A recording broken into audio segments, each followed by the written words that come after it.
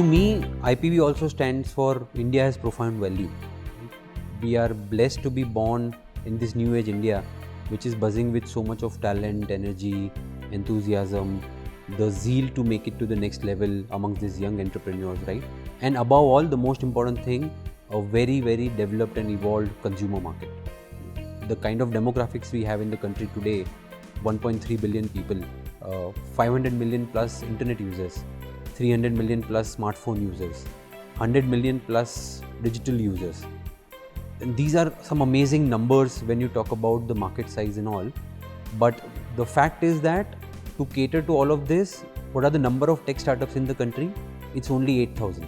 Right? So that itself shows that there is a huge gap between what the country needs and what the country has got. I think that gap needs to be filled in with these new age startups and where early stage investors like come into picture. I mean, talking about the country, as I said, 25 plus unicorns bear testimony to this fact, right? These guys have already done and performed that, right? And we are still barely scratching the surface over here. The scope is still so huge, which is proven by this mismatch in the numbers. So for early stage investors, I think it's very, very important that they help the startups with not only money, the money can buy all approach needs to go away. And I think it's more about mentoring. So to me, IPV really helps these startup entrepreneurs with something more than money. To me, success lies in following 3 M's, which is money, mentoring and market access. If as a startup investor, as an early stage investor, you are able to provide the startup founder with all of these 3, then you are a successful investor according to me. First of all, I think advice is a very, very loose word when it comes in the context of startups. Probably I have still a lot to learn before advising to these great entrepreneurs who are developing something which helps the nation. And B, I think more than advice, a startup founder, they need mentoring and support. While it's very easy to give advice, everybody will have half a dozen ideas. I think it's important that somebody actually plays along with them and make sure that the ideas or advice is executed well. So in that sense, I would not call it advice, but I would call it like success mantras for the startup founders. And I think there are 4 important things which a startup founder should always imbibe in his mindset while executing his plans. Number 1, never ever form your business model thinking what the investors want. Right? A lot of startup entrepreneurs try and mold their business ideas thinking that this is what an idea which the investors will like and it becomes an investable idea. I think what's important is not what investors like, what's important is what the market likes, what the consumer likes and what your supplier or vendor likes. So that's one of the important things. Number 2, choose your investors very, very carefully. I think great businesses have been made or destroyed because of their choice of investors.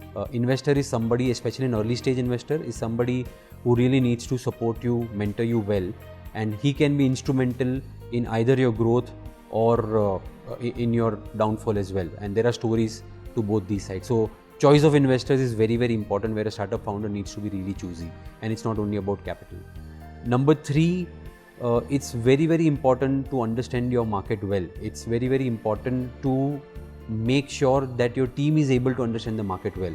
So to that extent, I think your quality team and growth both are directly proportional to each other.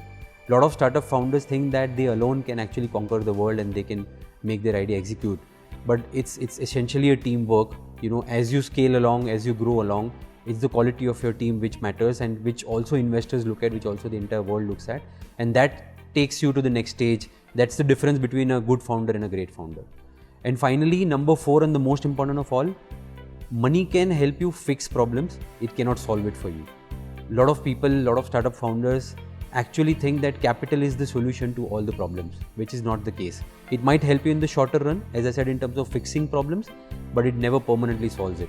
It's essentially your strength of your product, strength of your people, and strength of your processes, which makes a great and successful business and which helps you solve problems in the longer run. I think new age investors have become much more smarter, much more savvy in terms of both technology as well as information. There is a lot of information flowing around. There are a lot of disruptions. There are a lot of news around the technological developments and advancements happening in this country. So to that extent, new age investors have really opened up their risk appetite. While they are cautious in the form of avenues of investment that they choose. At the same time, they are not averse to taking a risk or two, where they have full confidence and they have awareness about what they are getting into, where they have awareness about the investment avenue and the in-depth working of that investment avenue. With that thought process, I think new age investors have also taken a liking to startup ideas. So there are one set of investment instruments where you invest in public market, debt instruments, bank FDs, where it's just passive investment. Investors, beyond putting in their money, doesn't really play a very active role in the form of the output that they can generate with their investment. It's at the end of the day, it's just the information flow about this public market investment that you keep gathering, and then you're watching on the sidelines. Vis-a-vis startup investments is a more active form of investment. You can actually not only invest capital, but work alongside the founder, mentor him with new ideas, help him get market connects, help him get business connects, work alongside him and make sure that the business is actually achieving the milestone that it has set out to achieve when you invested in that business.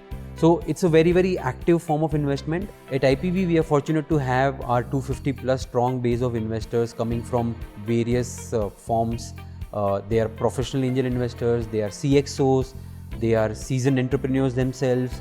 So it gives a various perspective to the startup founder when it comes to investment and when it comes to their advice.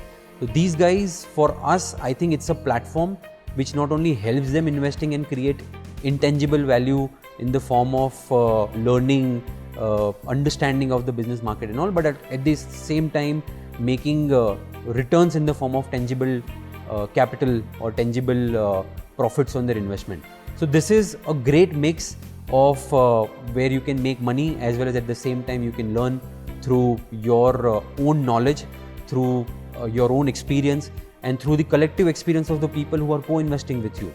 To that extent, risk is also kind of diluted a lot, and there is collective wisdom which works on making a great idea and a great platform.